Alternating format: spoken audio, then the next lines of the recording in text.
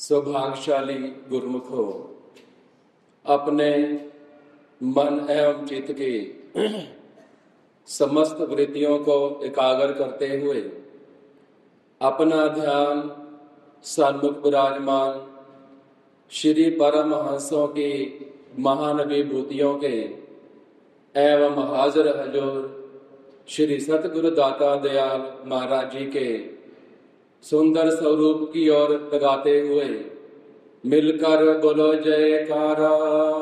बोल मेरे श्री गुरु महाराज की जय। जब जब महापुरुषों की अपार कृपा होती है तो ऐसा पावन श्री चरणों में बैठने का सौभाग्य प्राप्त होता है। महापुरुषों की रहमत, महापुरुषों की कृपा हमेशा सेवकों पर बरसती रहती है।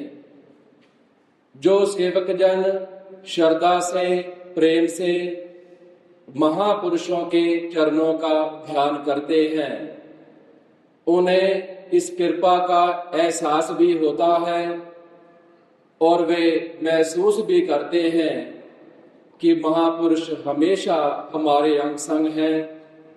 जिस काम के अंदर वो हाथ डालते हैं उन्हें ये महसूस होता है कि ये सारे कार्य महापुरुषों की कृपा से हो रहे हैं।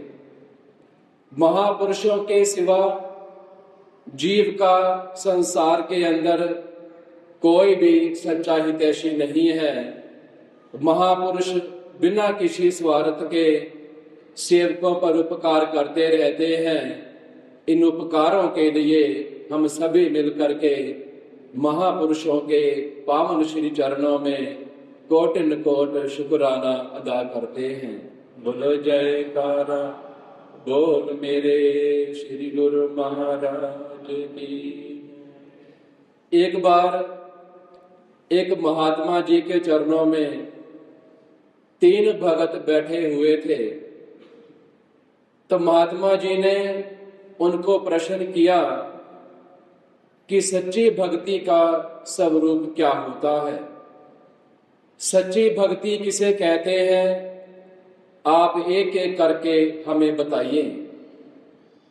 तो एक भगत कहने लगा, सच्ची भक्ति उसे कहते हैं जब कोई तकलीफ आती है तो सेवक को कभी भी सब्र नहीं छोड़ना चाहिए, कभी भी बेचैन नहीं होना चाहिए। तो महात्मा जी कहने लगे, आपके इस जवाब में से एक सूक्ष्म अहंकार की बू आ रही है, क्योंकि यह अहंकार एक ऐसा चोर है जो इंसान के अंदर से धीरे धीरे भक्ति की चोरी करता रहता है और उसे मालूम भी नहीं होता। फिर दूसरे भगत से पूछा कि आप बताओ सच्ची भक्ति किसे कहते हैं।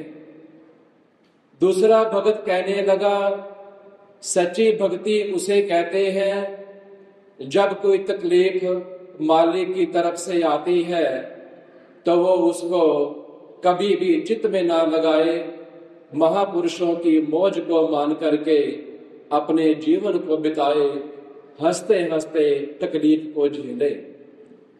फिर तीसरे भगत से पूछा कि तुम बताओ सच्ची भक्ति क्या है। तीसरा भगत कहने लगा, सच्ची भक्ति वही है जब कोई दुख आता है, तकलीफ आती है तो सेवक के मन में हमेशा प्रसन्नता होनी चाहिए। लेकिन महात्मा जी तीनों के उत्तर से संतुष्ट नहीं हुए, कहने लगे अभी इसके आगे और चलना चाहिए। तो तीनों भक्तों ने यही विनती की, हमारी बुद्धि तो इतना ही काम करती है, अब आप ही बताइए सच्ची भक्ति का क्या स्वरूप है। तो महात्मा जी कहने लगे, सच्ची भक्ति वही है जो सेवक अपने मालिक के ध्यान में प्रेम में इतना मगन हो जाए उसे मालूम ही ना हो कि तकलीफ क्या होती है और खुशी क्या होती है, आराम क्या होता है। उसे ये मालूम ही नहीं होता कि तकलीफ का नाम क्या है और आराम का नाम क्या है। वो हमेशा अपने मालिक की मस्ती में मस्त रहता है। वो तीनों भगत महात्मा जी का उत्तर सुन करके बड़े प्रसन्न हुए। फिर प्रश्न किया कि ये बताइए, संसारी आदमी की भक्ति में और दूसरे गुरुमुख की भक्ति में क्या फर्क होता है। तो महात्मा जी कहने लगे, संसारी आदमी की भक्ति हमेशा स्वार्थ की होती है। जब सुख होता है तो सोचता है महापुरुषों की बड़ी कृपा है। जब कोई काम फंस जाता है तो अपने इष्ट देव की परीक्षा लेने लग जाता है कि अगर मेरा ये काम हो जाए तब मैं अपने सतगुरु को भगवान मानूंगा। जब काम हो जाता है फिर अपने सतगुरु के एहसानों को भूल जाता है। संसारी आदमी हमेशा अपने स्वार्थ के लिए भक्ति करता है, क्योंकि संसारी कामनाएं उसके हृदय में हमेशा बसी होती हैं। लेकिन जो गुरुमुख जन होते हैं, उनके मन के अंदर किसी प्रकार की कोई कामना नहीं होती। वो हमेशा निष्काम भाव से अपने सतगुरु की, अपने इष्ट देव की भक्ति करते रहते हैं। महापुरुषों के चरणों पर हमेशा कुर्बान होने के लिए तैयार रहते हैं। चाहे सुख हो चाहे दुख हो, वो कभी चिंता नहीं करते। अपने सतगुरु का भाना मान करके हमेशा हृदय के अंदर प्रसन्नता का एहसास करते हैं। संसारी आदमी हमेशा संसार को, संसार के रिश्ते नातों को, सांसारिक पदार्थों को अपना समझता है। वो सोचता है इससे मुझे खुशी प्राप्त होगी। लेकिन जो सार वस्तु है, भक्ति सार वस्तु है, प्रसन्नता उससे प्राप्त होगी, ये केवल केवल गुरुमुख जन ही जानते हैं। इतना फर्क होता है संसारी आदमी की भक्ति में और गुरुमुख की भक्ति के अंदर। एक प्रेमी लिखता है, ना देखी अमीरी सतगुरु ने, ना देखी गरीबी सतगुरु ने, जिसके हृदय में देखी सच्ची तड़प, तो नाम की बख्शिश कर दी सतगुरु ने। महापुरुष कभी भी किसी की अमीरी को, किसी की गरीबी को नहीं देखते। ये संसारी लोग देखते हैं कि किसके पास ज्यादा धन है तो उससे मित्रता बढ़ानी चाहिए। महापुरुष सिर्फ यही देखते हैं किसके हृदय के अंदर कितनी भक्ति है, सच्चा धन किसके पास ज्यादा है। संसारिक धन चाहे कितना भी हो, महापुरुषों की नजर में उसकी कोई कीमत नहीं होती। किसके पास भक्ति का सच्चा धन है, कितना ज्यादा है, महापुरुषों को देख करके ये बड़ी प्रसन्नता होती है। जो गुरुमुख जन होते हैं वो हमेशा अपने सतगुरु की आज्ञा और मौज के अनुसार अपने जीवन को बिताते हैं। संसार में रहते हुए भी वो सब चीजों में व्यवहार करते हैं, रिश्तेदारों से भी व्यवहार करते हैं, सारे रिश्ते निभाते हैं। लेकिन उन्हें अंदर से ये रोशनी होती है कि जितने भी सांसारिक पदार्थ हैं, रिश्ते नाते हैं, ये सारे के सारे नाशवान हैं। अगर साथ जाएंगे तो मालिक की भक्ति और हमेशा अपने ध्यान को सतगुरु के चरणों में लगाए रहते हैं। जब सेवक का ध्यान अपने सतगुरु के चरणों में लग जाता है तो महापुरुष हमेशा 24 घंटे अपने सेवक के साथ रहते हैं। कभी अपने सेवक के ऊपर कोई कष्ट नहीं आने देते। एक बार वृंदावन के अंदर एक ब्राह्मण ने किसी महाजन से कुछ पैसे उधार लिए, तो धीरे धीरे किश्तों के अंदर उसने पैसे वापस करने शुरू किए। जब आखिरी किश्त रह गई तो वो महाजन मुकर गया। कहने लगा, तुमने मुझे कोई पैसा नहीं दिया, अब तुम्हें ब्याज समेत सारे पैसे वापस करने पड़ेंगे। ब्राह्मण ने महाजन के सामने बड़ी विनतियां की कि मैंने कितने पैसे आपको दिए हैं, आपको मुकरना नहीं चाहिए, भगवान देख रहा है, भगवान का डर मानो। लेकिन वो महाजन पैसों का पक्का था, मानने को तैयार नहीं था। जब ब्राह्मण नहीं माना तो महाजन ने अदालत के अंदर केस डाल दिया। तो कोर्ट का जब सम्मन ब्राह्मण को आया, वो ब्राह्मण जज के सामने पेश हुआ। तो जज ने पूछा कि आपने इनके पैसे दिए हैं? ब्राह्मण ने कितनी बार कहा कि मैंने महाजन को पैसे दिए, लेकिन ये मुकर रहा है। अदालत तो गवाह मानती है।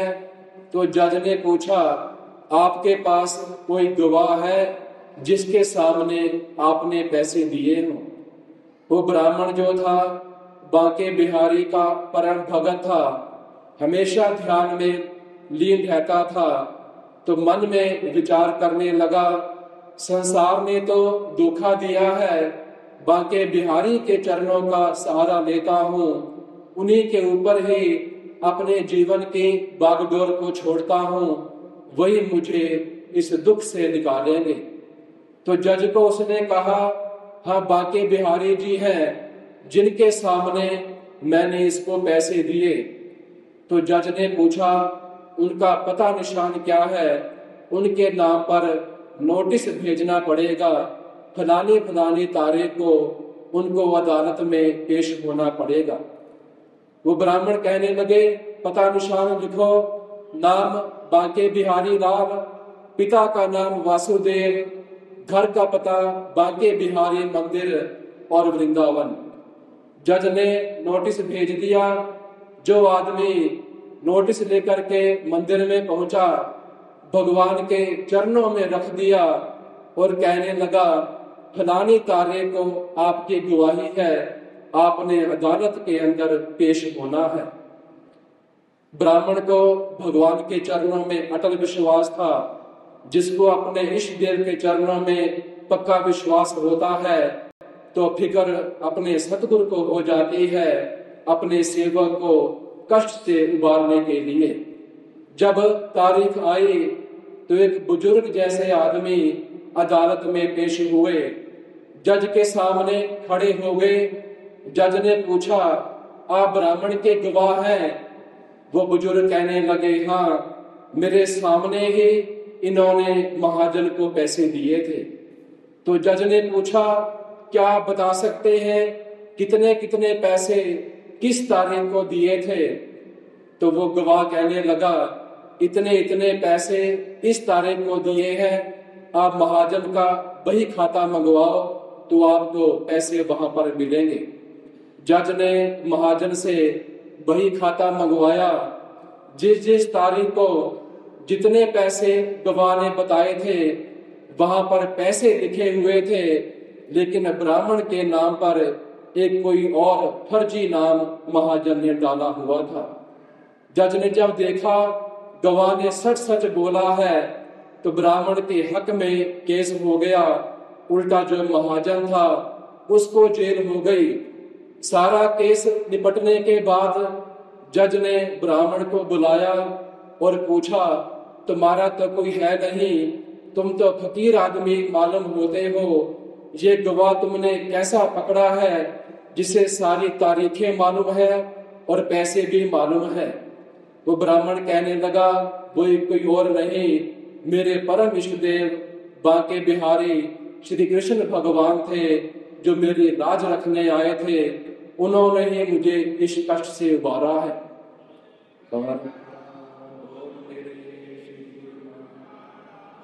जब जज ने देखा इसे अपने इष्ट देव के अंदर इतनी श्रद्धा है, जज को भी वैराग हो गया।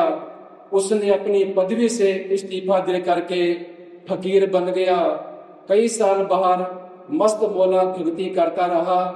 कई साल के बाद वृंदावन में आया। आज भी उसका नाम पागल बाबा के नाम से वो जज जाना जाता है। उसने भी बांके बिहारी का मंदिर बनवाया है और बाहर नाम लिखा हुआ है कि वो पागल बाबा ने इस मंदिर को बनवाया था। कहने का भाव ये है, जिसका अपने सतगुरु में अटल विश्वास होता है उसका बेड़ा पार होता है। जब कर्मों के हिसाब से कुछ कष्ट गुरुओं को आता है तो गुरुओं को घबराना नहीं चाहिए। महापुरुषों की कृपा से सारे कर्म कटते चले जाते हैं। कर्म कितनी जल्दी काटने हैं वो सेवक के ऊपर निर्भर करता है। तो महापुरुषों ने हमारे कर्मों को काटने के लिए, हमारा भविष्य सुधारने के लिए, हमें भक्ति के धन से माला माल करने के लिए, हमें आवागमन के चक्कर से छुड़ाने के लिए जो दरबार के पावन नियम बनाए हैं, हम सेवकों का ये परम कर्तव्य बन जाता है। उन नियमों की हम श्रद्धा से पालना करें, कभी भी नागा ना करें। महापुरुषों की कृपा को झोली में डालते हुए अपना लोक परलोक सुखीला करते। बोलो जयकारा बोल मेरे श्री गुरु महाराज की जय।